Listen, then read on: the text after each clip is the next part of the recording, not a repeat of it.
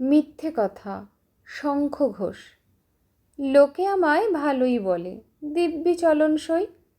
দোষের মধ্যে একটু নাকি মিথ্যে কথা কই।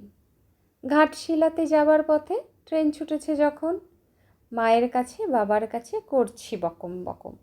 হঠাৎ দেখি মাঠের মধ্যে চলন্ত সব গাছে এক এক রকম ভঙ্গি ফোটে, এক এক রকম নাচে। ওমা, দেখো নৃত্যনাট্য!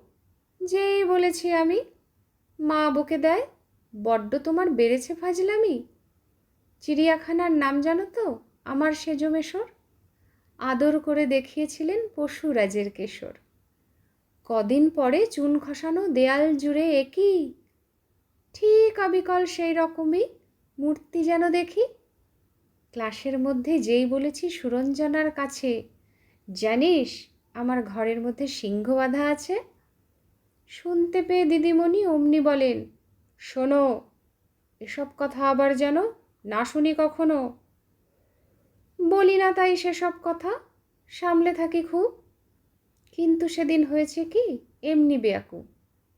আকাশ পাড়ে আবারও চোখ গিয়েছে আটকে, শরৎ মেঘে দেখতে পেলাম রবীন্দ্রনাথকে।